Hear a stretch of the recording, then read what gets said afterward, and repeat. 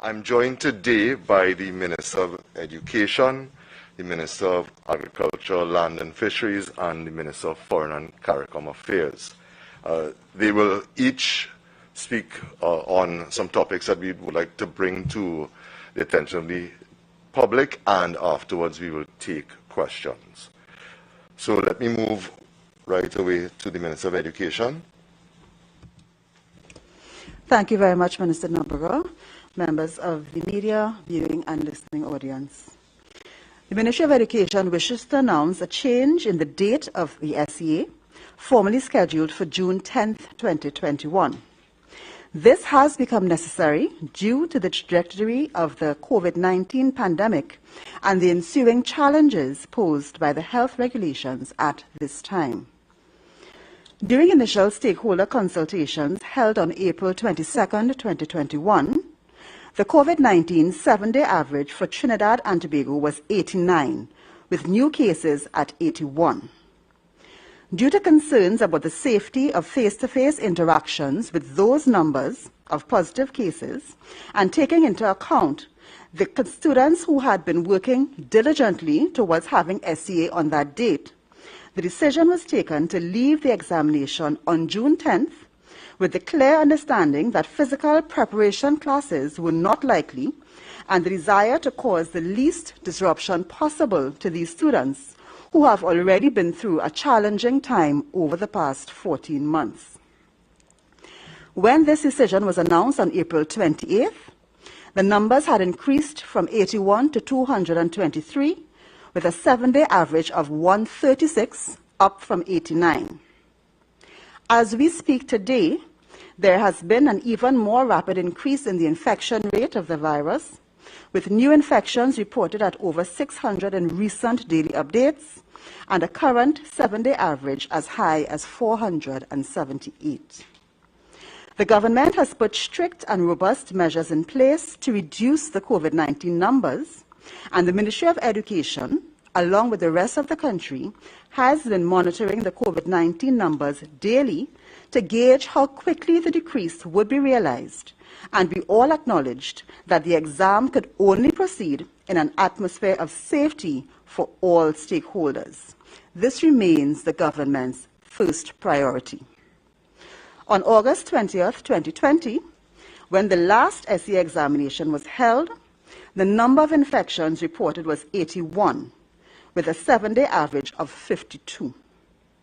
Compare that to our present numbers of 501 and a seven-day average approximating 478, and it is clear that the 3 weeks left to the scheduled June 10th date for SEA will likely not be enough to allow for the level of decrease needed to achieve an atmosphere of reasonable safety in which to implement the examination. In the consultations of April 2021, the Trinidad and Tobago Unified Teachers Association, principal and parent associations, along with the national boards, agreed that a reasonable alternative to the June 10th date for SEA was July 1st, 6 weeks from today, which, based on the current regulations, should allow the elapse of enough time for the rate of infections and active cases to be reduced to a level deemed reasonably safe for the conduct of the examination. Additionally, in 6 weeks' time, with the second phase of the vaccination program well underway, the level of vaccinations among the population should be much higher. Teachers who are and will be in closest or repeated physical contact with students have been targeted as a priority group, and the Ministry of Health will accommodate this subset of teachers for priority vaccination. Further discussions will be held on this issue, including with tutor. Therefore, based on the health considerations as explained, and mindful of the mixed views on the matter of the SEA date, and with the number one priority being the safety of our citizens, the government has taken the decision that the SEA should be postponed to Thursday, July 1st, 2021. While the examinations are important and all preparations are being made for their safe conduct, They are not more important than the health of the population, and the latter will not be sacrificed for the sake of the former. The Ministry of Education continues to collaborate closely with the Caribbean Examinations Council, the Ministry of Health, and other public sector agencies to ensure the safety and protection of all concerned.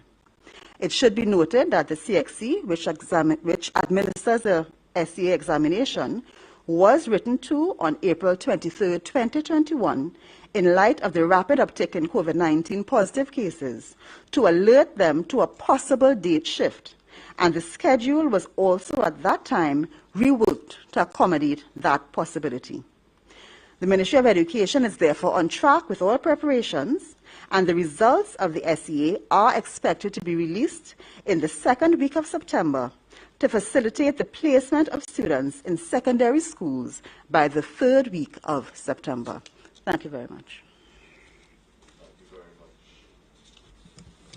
Thank you very much, Minister of Education. Minister of Agriculture, Land and Fisheries, if you wouldn't mind joining us.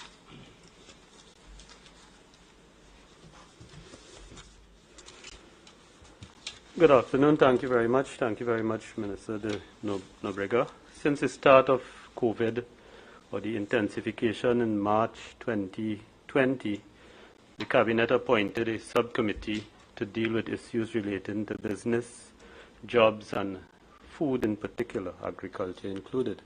And that committee is chaired by Minister Gopi Skoon. It involves Minister Rohan Sindanan and myself, as well as business representatives, including those from the chamber, the supermarkets, and various agriculture interests. And I think that what the farmers in particular in this country have demonstrated in the last year, that they have the capacity, even in the most difficult circumstances, to feed this country. I think initially there were these reports of food being dumped with the closure of the restaurants and the food places and so on. That was never proven, of price gouging and so on. But once agriculture was declared an essential service in the first set of regulations, markets were able to open, the farmers have been able to plant and to do what they have to do. And we've had no issues really. And in relation to the supermarkets and so on, with the support of the Supermarkets Association, the Port Authority, the Minister of Works and Transport, in making sure that goods are cleared, and we've been able to maintain a very steady supply of even the imported produce. As we came into 2021, there were some issues with price increases, and Minister of Trade and Industry and myself, we've made it clear that we've seen the uptick, particularly in the relation to imported grain. National Flour Mills they've put out a press release today pointing to some of those increases in prices and in shipping costs, but they have been able to maintain their prices. So we've had to deal with those issues. But perhaps the most important thing the ministry has done with the farmers has been the program to distribute packages comprising vegetables, fruit, and locally produced chickens to persons across both Trinidad and Tobago. And we launched the program last year. By September last year, we were able to do about 30,000 families, and the quality has always been high, very well received, and distributed via members of parliament and NGOs across the country, faith-based organizations, community organizations. On May 3rd, 2021, when the Prime Minister spoke at one of the press conferences, he announced that we were going to resume that initiative, and in that first, on May 3rd, what was announced were restrictions for that period up to May 23rd. And the figure was 25,000 packages or families to benefit. And right away, on May 3rd, NAMDA, of course, set about to start the distribution. And the first was done on Friday, May 7th. And to date, we've done about 13,000 of those packages. We aim, of course, in the first month to do 25,000. And on May 10th, Minister of Finance announced an expansion of the program. So where on May 3rd we estimated that we were going to distribute it to 600 per member of parliament, with the announcement on May 10th, we've been able to double that and spread it over 12 weeks at a rate of 100 per week per member of parliament. And we think that so far it's gone well, it's been well received, we are on target, and I want to thank the farmers of the country for being able to sustain us through this program, and the staff at NAMDEVCO who work around the clock to make sure that we get it out and we maintain the quality of the produce. Thank you very much.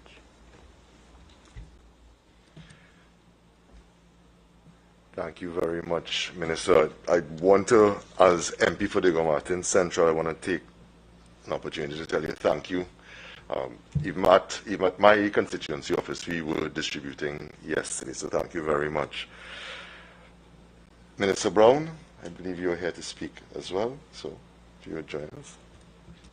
Thank you very much, Minister. Thank you very much, Minister of Communication. The acquisition of COVID-19 vaccines that are approved by the World Health Organization remains a top priority of the government of Trinidad and Tobago for the benefit of all the people of our country. I am pleased to announce an additional development with respect to vaccine acquisition today. We have benefited from a generous donation of AstraZeneca vaccines by the government and people of St. Vincent and the Grenadines. A flight, an Air Guard flight using a C-26B aircraft departed Trinidad and Tobago this morning, arrived in St. Vincent and the Grenadines, was efficiently loaded with these AstraZeneca vaccines and has just landed at Piarco Airport with vaccines to be immediately received and properly managed by our health authorities. This was the result of significant diplomatic work and communication at the highest levels between our respective heads of government, Prime Minister, the Honorable Keith Rowley, with Prime Minister Ralph Gonsalves. The Ministry of Foreign and CARICOM Affairs has also been significantly involved, and I have been working very closely with my counterpart in St. Vincent and the Grenadines, the Honorable Kaisal Peters. These vaccines will expire at the end of June, and the Ministry of Health has indicated that they would have sufficient time to ensure that they are fully and properly utilized for the benefit of the people of Trinidad and Tobago. So they are currently within our country. We also had some further good news last night. Again, the Prime Minister has been centrally involved in these discussions, and I am pleased to report that Bermuda has also indicated that they are donating 8,000, it could be a little bit more, but we've confirmed 8,000 AstraZeneca vaccines from Bermuda. The details of the conveyance of those vaccines to Trinidad and Tobago are being finalized as we speak. We anticipate they will be within our jurisdiction very early next week. So this is in addition to the diplomatic work that resulted in the provision of 100,000 Sinopharm or WHO-approved vaccines, which arrived on Wednesday morning, yesterday morning. We have an additional 16,000 AstraZeneca that arrived this afternoon. We have 8,000 further AstraZeneca that will arrive early next week. That has been confirmed. And preceding all of this, you would recall, was 40,000 AstraZeneca donated by the government of India. Again, these are some of the rewards for ongoing diplomatic work. And by now it is in the public record that we are working assiduously at all levels in pursuit of positive details associated with the announcements coming out of the White House and the Biden administration in the United States of America. What I can say at this stage is that the feedback and signals that we have been receiving have been extremely positive for CARICOM as a whole and for Trinidad and Tobago in particular. As further details come to hand, we will be certain to share them as appropriate with the people of Trinidad and Tobago. Thank you. Thank you very much. At this point, we will open the floor to questions. This is to Minister Brown. In the context of the St. Vincent, the donation from St. Vincent and the Grenadines, in light of the situation there with the volcano and so on, how did the conversation go in terms of them donating vaccines at a time when they are going through their own crisis? Thank you very much for the question. Well, St. Vincent and the Grenadines and Trinidad and Tobago have an extremely long history of very close relations. That has been maintained and enhanced by the respective governments during the current period. And you would be aware that this country, our government and our people, were generous to a significant degree during the crisis in St. Vincent and the Grenadines, and we were also quite generous to Barbados as well, because they were also affected.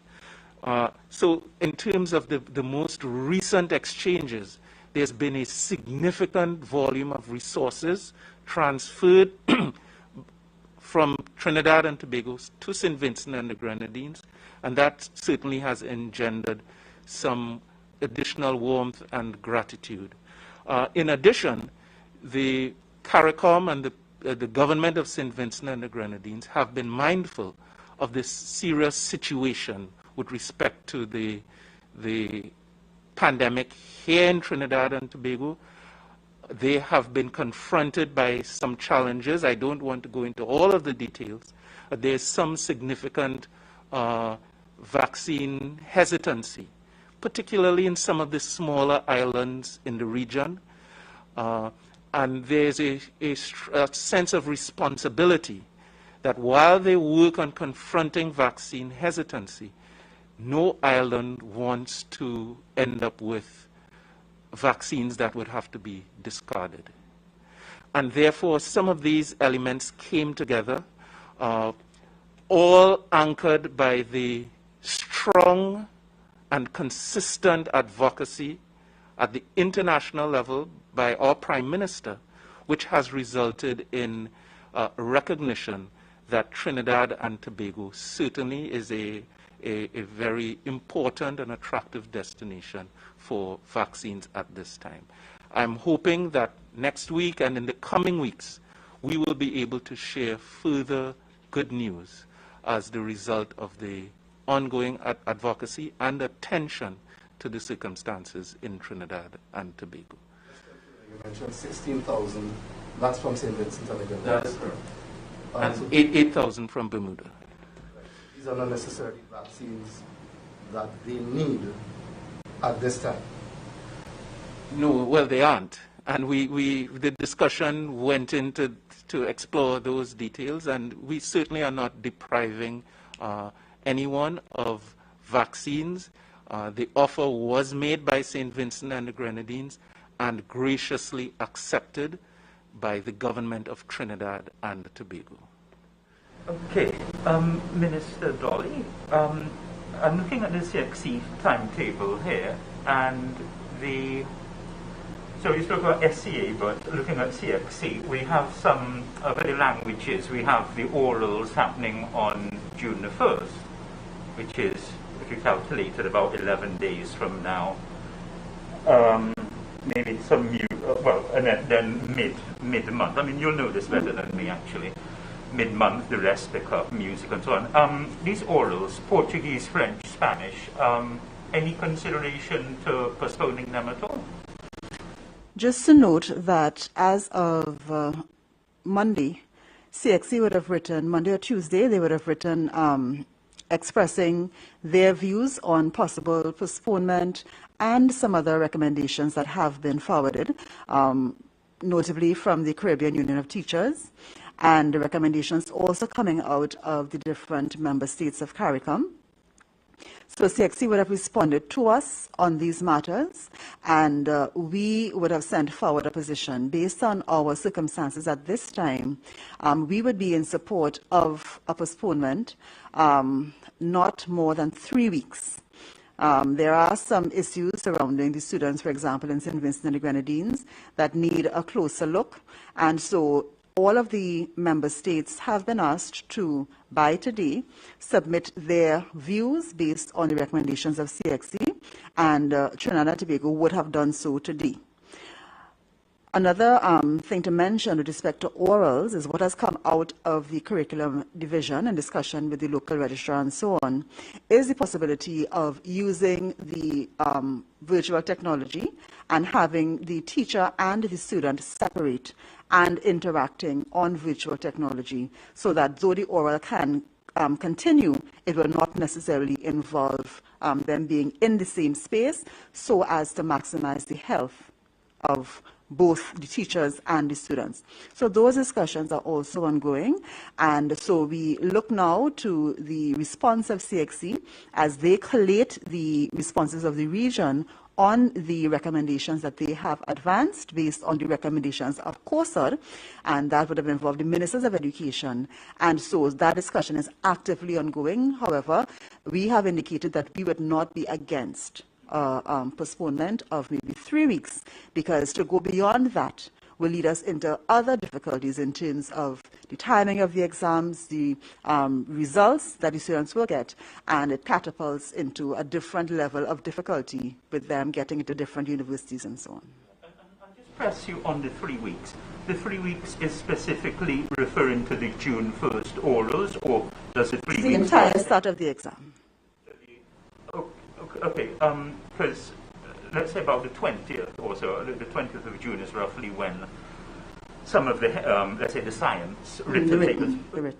Would the 3 weeks be applied to all dates or just for the... To all dates. We are saying all dates, because there are other issues which are arising and which have been advanced that would support a postponement to allow students a bit more preparation time, because the SVAs, of course, have also been impacted by the events of different territories having to have school curtailed and so on.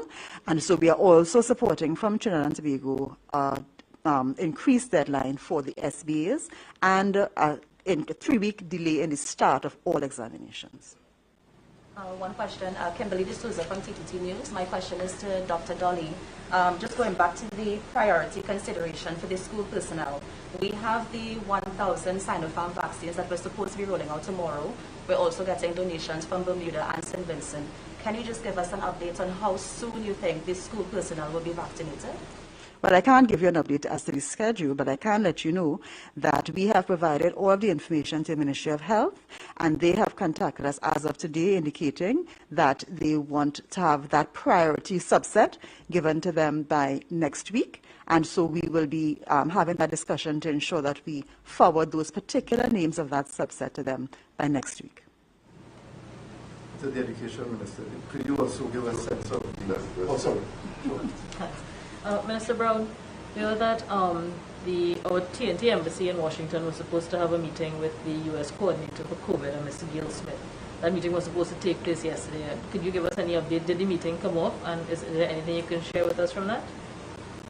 Yes, thank you for your question. The Ambassador of Trinidad and Tobago to the United States of America, His Excellency Anthony Philip Spencer, did meet yesterday afternoon with Ms. Gail Smith, who is the State Department's coordinator of the global COVID response. What I'm able to tell you at this point is that the discussions were very positive. Again, they were conducted in furtherance of significant advocacy that is ongoing, that involves multiple levels of engagement, that has deployed our mission staff fully in pursuit that has involved engagement with the United States Embassy here in Port of Spain, virtually daily pursuit, engagement, follow-up, communication, exchange of information with the embassy here. It also involves the Prime Minister remaining engaged with his contacts at the White House. Most particularly, we've been following up with Dr. Beth Cameron, who's the Special Assistant to President Biden and Senior Director for Global Health Security and Biodefense. It also involves engagements with Benny Thompson, who is a senior U.S. congressman representing the state of Mississippi, who is also chair of the House Homeland Security Committee, and who is recognized, he's met with the Prime Minister before, they know each other, who's recognized as, what I can say is an advocate for the Caribbean, someone who cares about our region. We've been leaning on him consistently as well. Add to that the advocacy with Maxine Waters, multiple meetings, continued engagement with her. Again, she's a very senior U.S. Congresswoman representing the state of California, and also critically the chair of the House Financial Services Committee. So all of that to say that our ambassador met with Ms. Smith. The meeting was very positive. We are looking not just to receive the details of the vaccine initiative, but through the levels that I have described, to help make recommendations and to lean forward into the planning to help shape what we may be likely to receive. I'm not able to share further details, but it is my anticipation that in the coming weeks we should have great news for the people of this region and the people of this country. That's our anticipation and hope based on the feedback we've been receiving. Thanks, sir. Jude? Yes, to the Education Minister, in terms of the vaccination of teachers, how is the government prioritizing that, especially in the context of the SEA exam? And those are the discussions that we are having now. In the first instance, we had expected, given the face-to-face classes that were continuing, that we would deal with those teachers who were out face-to-face as the first cohort. However, that circumstance has changed now, and so we have to look at what are the most critical teachers that have to go forward and go out. The SEA exam administration certainly is something that is very critical and important, and so we will come up on a position, and as I expressed, we will discuss that position with tutor as well and get their perspective, and we will make a recommendation to the Ministry of Health early next week.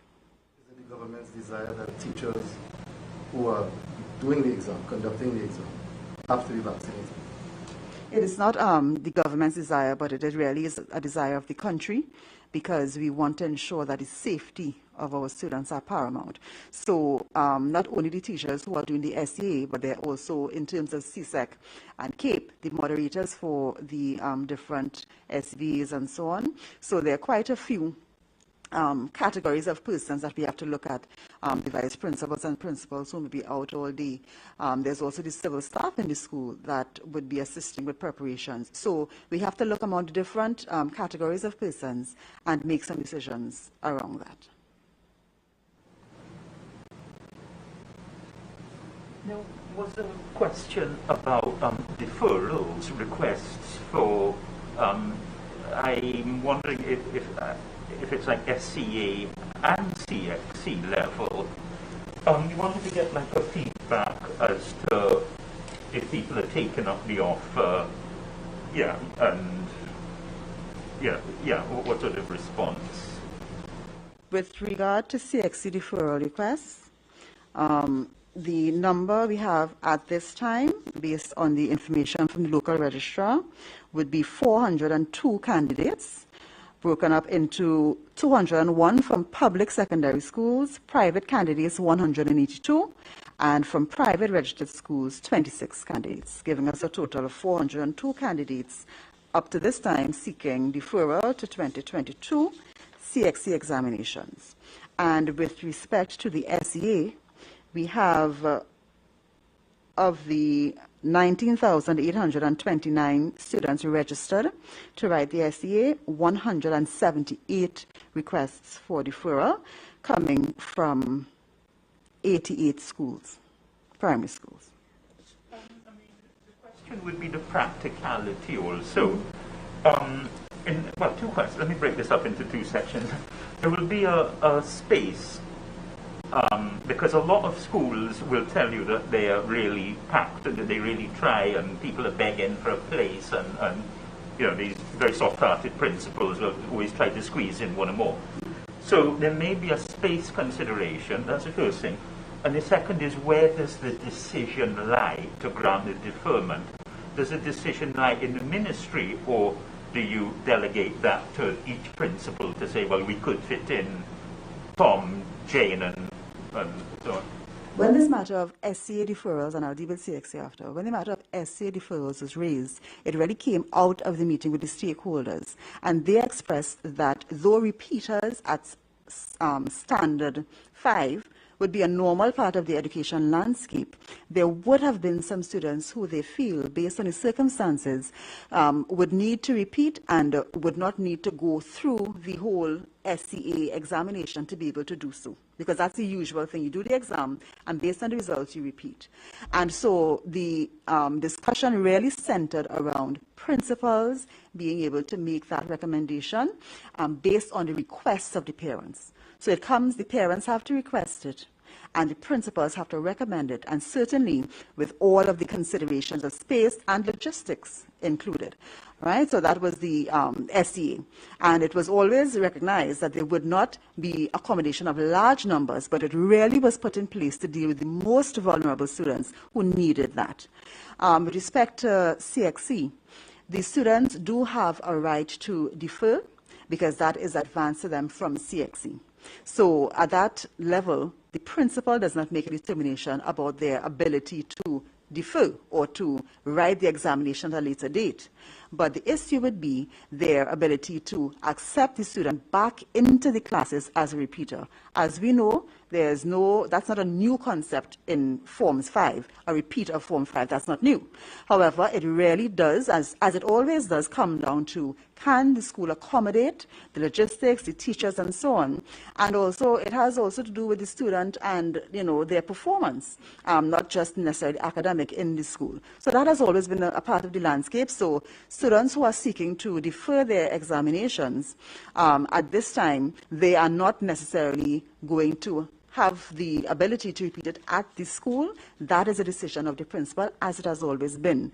And the ministry is moving now to deal with the issuing of tuition in an online format so that some of these students would be able to, because, of course, they were the adult classes that were offered through the Ministry of Social Development. There also used to be some lessons offered by the Ministry of Education.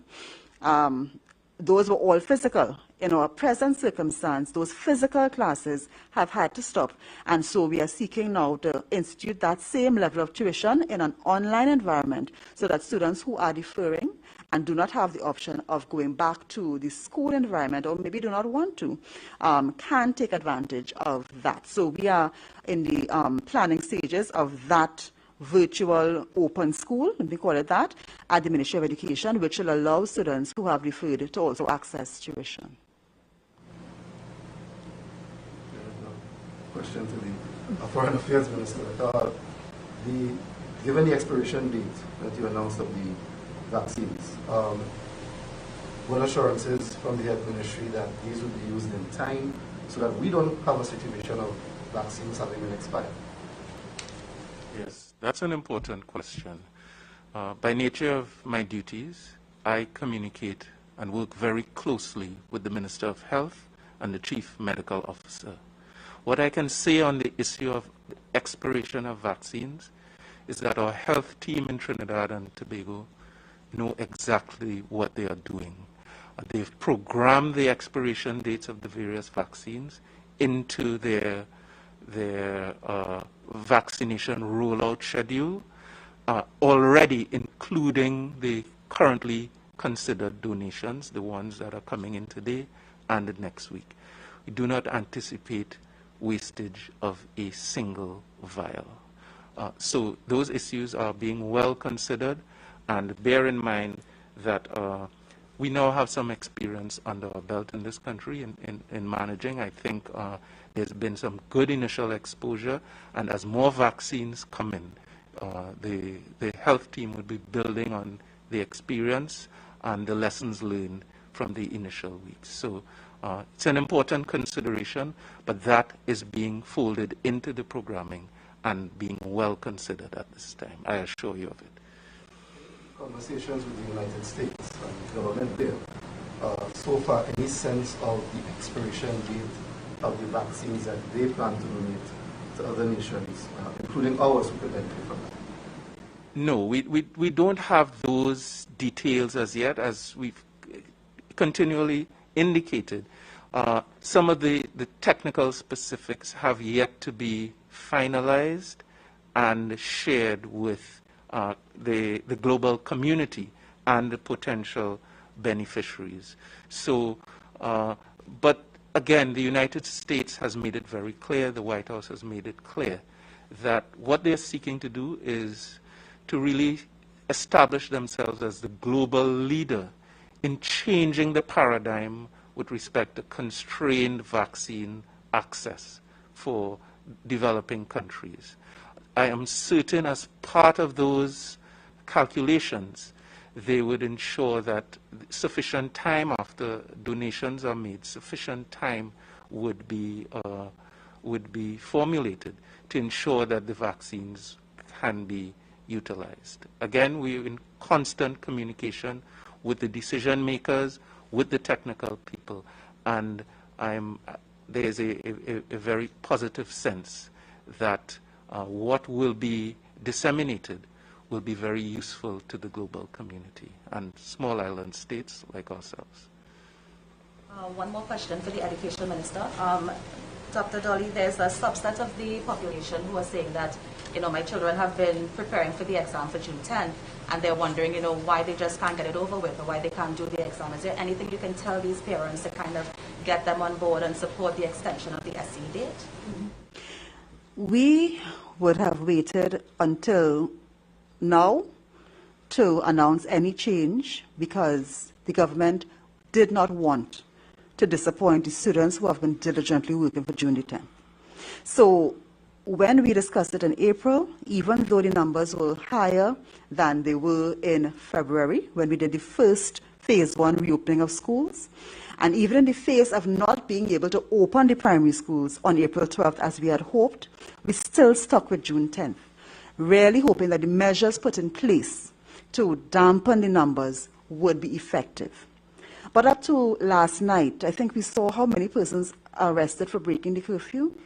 So what has really happened is that even though the government has tried to put progressive measures in place to reduce the numbers, even though we have been speaking about giving our children a chance to do this, it just has not happened. And at this time, looking at the numbers we are facing now, it would be irresponsible of this government to allow our children to come out in the atmosphere where they may not be safe. And so we held for as long as we could, trying to see if these numbers would come down. But we have seen what it is this week, and we still see people doing things that would, work against these numbers coming down. And so it is with great regret that we have to push it back. That was not the intention. We didn't want it to be like that, but this is where we are. This is the cards that we have been dealt, and we have to play them that way. So our number one priority is safety. We understand the disappointment of the students. I have been an SEA parent 3 times, and I understand what that means for a child preparing and then having to be told that the exam is going to be pushed back. We did wait as long as we could, hoping that the numbers would decrease in response to the behavior of the population, but It just hasn't happened that way. So at this point, that is where we are, and it is, I know it is disappointing for quite a number of children, and we are very sorry that it has come to this, but we look forward to us being able to reduce those numbers through our own self-responsibility, reduce those numbers so that at least these children can look forward to July 1st as that set date, and they can get out there, do this examination, and get it over with. One more question, Ms. Minister Dolly. We are thinking of, I think, the third week in September for placement. So is it that the term one is going to start at a later date than it usually does? We look at those discussions, but I can tell you, interestingly, in 2020, the students came out in October, the Form 1s, and I can tell you that on the basis of the feedback from the principals of secondary schools associations, they said that the integration, though virtual, went very well into Form 1. So it is not anticipated that even if the school term begins, as it is called to begin, before the Forms 1 get into the school system, with that very small delay, it's not anticipated that there'll be any great problems with integration into the school term. Any more questions? Well, anyone who could answer, but I'm thinking, given that the Parliament, the House of Representatives, is to debate the 3-month extension of the state of emergency from the date it was proclaimed. I know that, for example, the salary relief grant was really designed from May. Is the government looking at any consideration of such financial assistance going into that 3-month extended period of the SOE? So, Jewel, I think you will recognize that this is all happening in very challenging times economically for us. I do believe that the Minister of Finance is going to be having a press conference, and I'm sure he will be addressing that directly, and I wouldn't want to preempt his comments on it. Is that it? You'll let the Minister of Agriculture off easy today.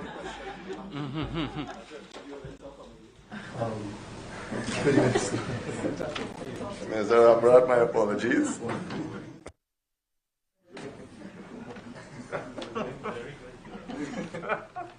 Minister, just in the context of the distribution of the food packages through the constituency offices and so on, what measures are in place to ensure that there's no, that in other words, people who actually need them get them, and it doesn't become a political football on either side? Right. Very good question. Now, the reason I gave the dates earlier, it was, we were dealing with an emergency situation and tight time frames. So on May 3rd, the announcement was made, and on May 7th, we did the first delivery. On May 7th, we distributed to 2,000 families through 8 constituencies. On May 10th, the next day, we delivered to further 18 constituencies, another 2,000. 16 of those constituencies got 100 each, 2 got 200 each, Arima and Pointe-a-Pierre. And tomorrow, we're doing a delivery. Tomorrow, we'll get back to 14,000, and by May 31st, we'll get to the 25,000. Now, somebody asked me that on social media, why don't we do this? And in fact, the person suggested that we send a social welfare officer to every constituency with the hampers or the packages. And I said to them, if you can't trust members of parliament, and if you can't trust staff paid by the parliament, then who we would trust? So the reliance is on the members of parliament. They submit the names in advance. We ask them to submit it so we can do the packages. They submit the names. At some stage, the time is too rushed to have the Ministry of Social Development and Family Services verify the names, but we will, just for good order, double check when we can. But it is for the members of Parliament to provide that assurance that those persons are the ones who would, who are the people who should be getting it. And on the May 3rd announcement, there were specific areas that the people were not going to be able to work, and our first letter to them via NAMDEVCO was to say, focus on those persons. But of course, by May 10th, and thereafter there was an expansion of that group, and we've had to work with a wider pool. We recognize that, and that is one of the reasons why we've also worked with some NGOs across the country, and we intend to work with more NGOs who represent specific vulnerabilities, and that would bring even more assurance, not that I distrust the members of Parliament, that it is reaching where it should reach. In terms of NGOs, in terms of anything that they receive to give assistance, same sort of procedure? Yeah, they would also supply the names. We need the names for some sort of assurance and for later verification. So we ask all of them. So far we've been able to work through a few NGOs, and we have requests from the National AIDS Coordinating Committee. They have NGOs that work with them, and they've identified 439 families. We have, for example, the Mount Moriah Baptist Church, which operates in Enterprise. They have asked for the Single Mothers Association. They've made a request. They're based in Sawa. They've asked, and we've offered them tomorrow, and now they've said they will take delivery on Monday. So we have those requests, and then we have individual. Unfortunately, or fortunately, when you have this responsibility, individuals, every day people ask me, Minister, how to get a hamper, how to get a hamper. So I also get names via social media, and I submit it to NAMDEVCO and ask them to do the verification. But when you have somebody like last night, a lady called Flora from Longdonville reached out to me via social media, and she said, Minister, our home is 13 persons and nobody is working. And I said to her, have you gone to social welfare? And she said, no. That is information I have a responsibility to pass on. In fact, I listened a little bit of what MP Saddam Hussein was saying yesterday. And it surprised me, because it surprised me that of all the MPs, he would be one out in the public talking about that, because I received several messages from persons in his constituency, and they were saying, we have been told, there's one lady, Carrie Williams, is one I remember, and in her message to me she said she's written, and I was surprised at that, she said she's written and she's been told that they have no packages. And I know for a fact we've sent 200 to that constituency and member of Parliament, but as I said, what was being said yesterday at the press conference was that we were promised 600 and it was reduced to 400. That is not so. It was doubled to 1,200. But you will only get your hampers if you indicate, I have 100 names, I have 100 families to give it to. So MP Saddam Hussein was really a shock to me, because so far he's only given 200 names. And even though I said that via social media yesterday, and I said, I expect Saddam Hussein to send 400 names today. Before coming here, I asked NAMDEVCO, and they said to me, no, we've gotten nothing from no MP, as a matter of fact. And just as I came in, they said that they got a request from Michelle Benjamin from Moruga, who's already gotten 400, and she's asked for the remaining 200, and they will give it to her. And this is what Carrie Williams said to me on Monday. Don't mean to bother you, but please let us know when Sawa Barataria is going to get some hampers for distribution to the poor. Every time I write to Saddam Hussein office, they keep saying they have none. So why are other constituencies receiving and we in Sawa are suffering?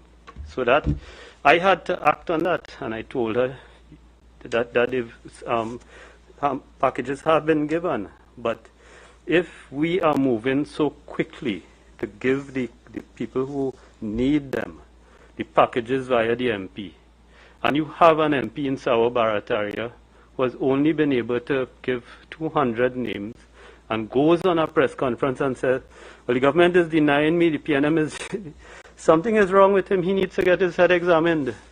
And because, I will tell you this, because we monitor it, and as a minister, I monitor the packages, the packing process, and the records. I know who get and who didn't get, and so on.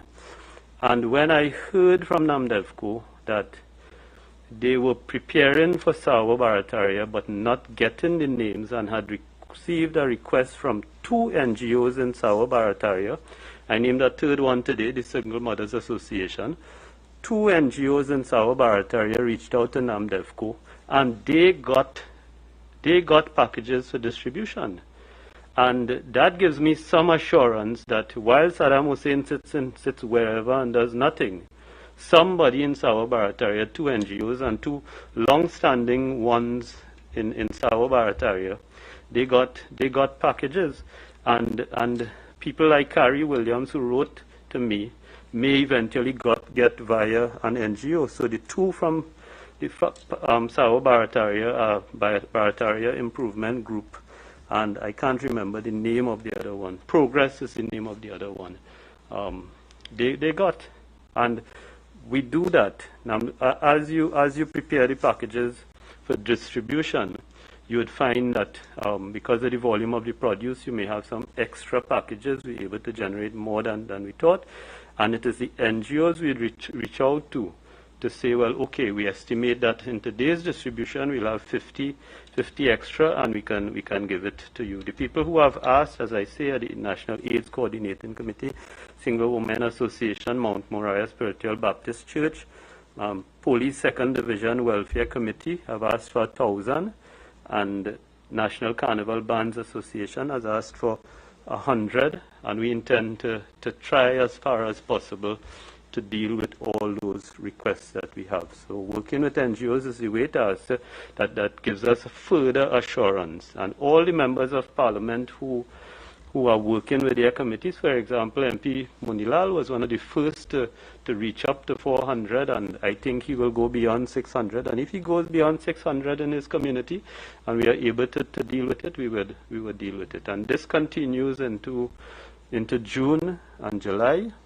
And the Minister of Finance has told the country that if it needs to go beyond that to the end of September, he's prepared to do that. Contact with MP Hussein in terms of just a final comment directly? Well, I am. MP Hussein has the luxury of going to press conferences and so on. I do the people's work, so I would he's my friend, and I will reach out to him. I made the point that we are the only 2 youth parliamentarians serving in the current parliament. Problem is that I moved on to the adult parliament, and he's not. So I will reach out to him and tell him to send the 400 names and get his packet, get the business going. And MP Ratiram is at 400. So while Saddam is at 200, MP Ratiram is at 400, and he will get his packages. This morning I spoke to MP Dinesh Rambali in Chaguanas West, and I said to him, this is having a very important impact on your constituency. And I would like if you get involved by first coming, what we are doing, these packages, that wood for the large wholesale market has been available to us. We completed it. We made it. The Chaguanas Borough Corporation was making a lot of noise saying they want it. We offered them it. They never took it up. And we've decided to use this to prepare all those packages. So some economic activities being created in Chaguanas. Some jobs are being created, and about 2 weeks ago the cabinet decided, after a long discussion and so on, that this veggie box will remain a permanent feature of what we do for families in this country. So right now we do food cards and a lot of different things, and maybe at the start of the next financial year this will become a permanent feature. And I told MP Rambali, I said, this is in Chaguanas. When I look at the records now, Namdevco is buying a significant amount of produce from Chaguanas West constituency and Carney East constituency and the Mayaro constituency. And I said to him, this is going to generate a lot of opportunity for your farmers. I want you to come and see the packing house and come and see the workers, what they're doing. And I also want you to talk to your farmers, to explain to them the long-term opportunities that are being created. And you know, I must say he was very receptive, and he promised to make the visit, and I'm looking forward to doing it with him. And this represents important opportunity and long-term opportunities, both for our families in this country, the farmers, and also to really build on what we've been talking about for a long time. Has to apply, or was it their own initiative? Well, this thing happened we did this last year. Last year, the distributions were via MPs and faith-based organizations. So some of those, once they hear veggie boxes, they naturally reach out to NAMDEVCO. And the mere fact that I'm saying this today means that we'll get a lot of people coming forward. And I do have a problem with that. Individuals will come forward, NGOs will come forward, and we will try to, over the 3-month period, we'll try to satisfy as many of them as we could. So the process is that they would reach out.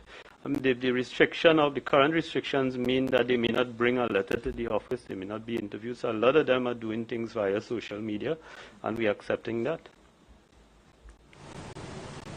Someone from just briefly, someone informed me they were a national who was evacuated last year from St. Vincent.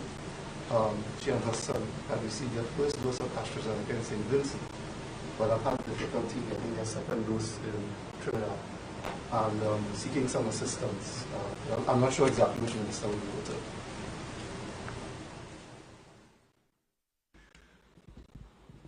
I am not the Minister of Health, but what I can tell you is that those types of specific, unusual cases that require individual attention, I would welcome if the details can be shared. If they're shared with me, I will certainly pass it on to colleagues in the health sector. If it is shared with the nearest health center, those are the types of matters that can be readily addressed, particularly if someone has started their vaccination course. You wouldn't want it to lapse. So please feel free to share the details, and I'm very confident that your contact's case can be readily resolved. Minister Demonaga, if you allow me just a minute, I feel constrained to say something on behalf of the MPs who really stand in the gap and work very hard. And I'm speaking about across the divide in being the first responders to this situation with the hampers and so on. And I can tell you that many MPs are in contact with village councils, with NGOs in their areas as well. MPs like myself who have been here last year, we would have a database of persons who would have come in last year. I myself do monthly hampers. That has been a standing feature of my office, as many other MPs as well. So we do have a database of persons that we know from our communities that need assistance, and that information rolls in from your different groups in your area as well. And so that is how you are able to build lists that are quite longer than you're able to supply for persons that do need assistance. So it is not simply about giving who you know, but it is also about collecting information and being that repository for building these data banks to assist the public. And MPs really do work very hard on this, and the staff of their offices, at this time, we are very, very pressed in getting the response from persons. And I can tell you, in my own constituency of St. Anne's East, we have over 50 requests coming in. We have a hotline that persons can WhatsApp, send the information. And so we are very, very active at this time, getting all the information from the public and trying, as we get the hampers, to give out as many as possible to those who need, not just those that we know. So on behalf of the MPs, I can tell you that it is a lot of work to be able to rationalize and organize and respond to ensure, because these hampers are perishable. So when they arrive at your office and you have 100 frozen chickens or 200 frozen chickens, you have to put all of those arrangements in place to hand those out very quickly, and we really work hard at doing so. Okay, everyone. I want to thank you all for attending. Minister Gasby Dolly, I think that was a perfect way to end it. Before we go, I just want to reiterate to the viewing audience that while we are pressing to get vaccines in, vaccines are our first line of defense. Please continue to follow the health protocols, wash your hands, watch your distance, limit your movement as much as possible, and please wear your mask to cover your nose and your mouth. Thank you very much. And we've come to the end of today's post-cabinet media briefing featuring the Education Minister, Agriculture, as well as